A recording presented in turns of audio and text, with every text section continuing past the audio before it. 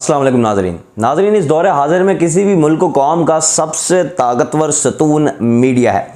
ये मीडिया इतना पावरफुल है कि ये किसी भी कौम के ख्यालात नज़रियात को तब्दील कर सकता है और यही मीडिया रातों रात कुछ टॉक शोज़ के ज़रिए किसी भी शख्स को, किसी भी मुल्क का वज़ीर आज़म और किसी भी शख्स की करैक्टर असैसिनेशन के ज़रिए उस शख्स का सियासी या गैर सियासी करियर तबाह कर सकता है। और यही तक ही नहीं, यही मीडिया दो एटमी ताकतों के दरमियान जंग का सबब भी बनता रहा है। और इसी मीडिया से ताल्लुक़ रखने वाले अर्नब गोस्वामी, जो कि भारत में एक बड़े ही मशहूर एंकर हैं और रिपब्लिक टीवी के चीफ एडिटर और फाउंडर भी हैं, उनके हवाले से एक स्कैंडल, उनकी बेसिकली व्हाट्सएप चैट लीक हुई है उनके दरमियान और एक और शख्स के दरमियान, जिसने नए इंकशाफात पूरी दुनिया के सामने रखे हैं। और कई स्टोरीज को जिस अंदाज से पेश किया गया, उन सबका पोल जो है इस लीक व्हाट्सएप चैट ने पूरी दुनिया के सामने खोल दिया है।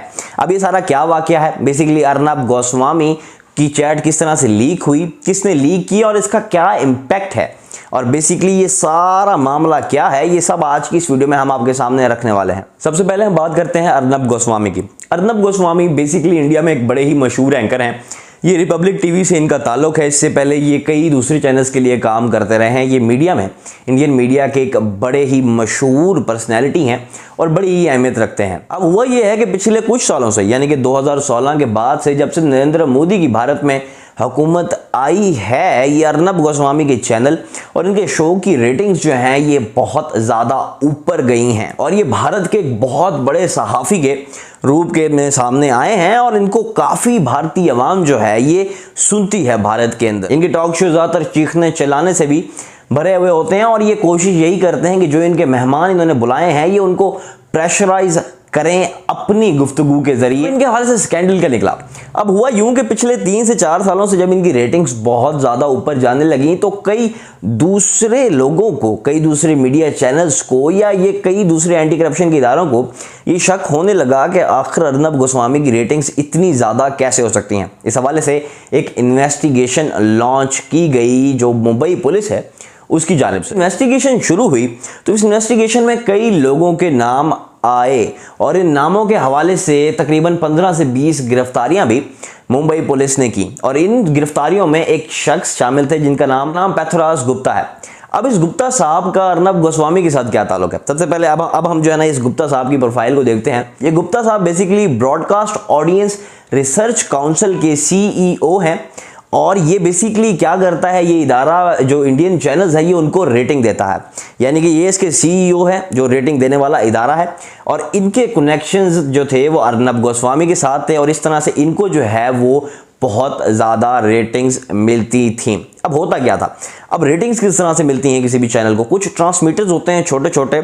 ये जो इदारा है, ये जो इंस्टीट्यूट है ब्रॉडकास्ट ऑडियंस रिसर्च काउंसिल जो है, ये क्या करती है, ये अपने कुछ मीटर्स जो हैं ये किसी भी शहर में, किसी भी छोटे शहर में या बड़े शहर में, किसी भी कॉलोनी में ये मीटर्स फिट कर देती है और ये देखती है कि ऑडियंस बेसिकली किस चैनल को ज़्यादा वॉच करती है और उस हवाले से और उस तरह से ये रेटिंग डिसाइड करती है। ये बेसिकली क्या करता था, ये CEO अर्नब गोस्वामी को ये बता देता था कि इनके जो मीटर्स लगे हुए हैं रेटिंग्स देने के लिए ये किस शहर में कहाँ लगे हुए हैं और फिर अर्नब गोस्वामी अपने दोस्तों के ज़रिए, अपने ताल्लुकात के ज़रिए उन लोगों को इन्फ्लुएंस करता था और उससे उस तरीके से वो अपना चैनल को जो है ना वो उनके टीवी के ऊपर जो है ना ट्यून करा कर, उसको लगा कर अपनी रेटिंग्स को जो है ना वो बहुत ज़्यादा बूस्ट अप करते थे। इस हवाले से जब ये सारा मामला जो है ना वो इंडियन कोर्ट के अंदर इंडियन पुलिस ने पेश किया तो साथ में इंडियन पुलिस ने तकरीबन 3400 सफ़ात के ऊपर एक रिपोर्ट भी पेश की कोर्ट के अंदर। अब इसी रिपोर्ट के अंदर जो है ये सारे इंकशाफात जिसने ये सारी गेम को काफ़ी ज़्यादा तब्दील कर दिया है वो सारे इसी रिपोर्ट का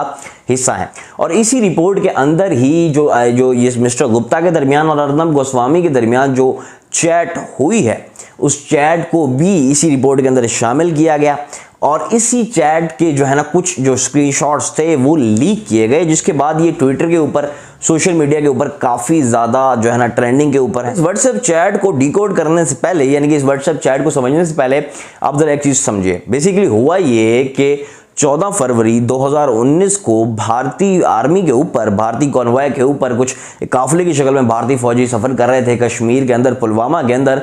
उनके ऊपर एक खुदकुश हमला होता है, जिसके अंदर होता यह है कि 40 भारतीय जवान जो हैं वो हलाक हो जाते हैं, जिसका रिजल्ट ये निकलता है कि 26 फरवरी को भारत जो बालाकोट की एयर स्ट्राइक कर देता है।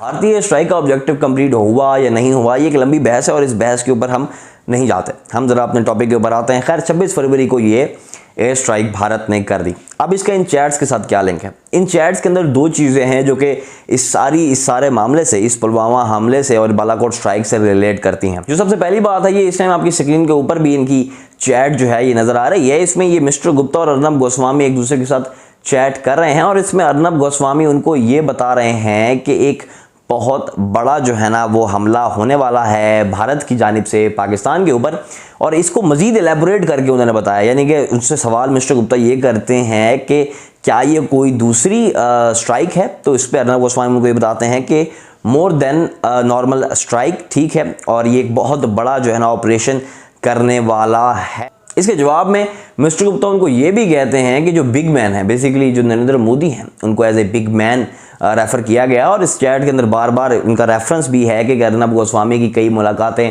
हो चुकी हैं जो है ना वो नरेंद्र मोदी के साथ। और इस तरीके से ये 24 फरवरी को इनकी चैट है, 26 फरवरी को ये अटैक होता है, बालाकोट स्ट्राइक होती है, तो इनको पहले से ही पता था। अब इनको ये पहले से कहाँ से पता लगेगा इस स्ट्राइक के बारे में?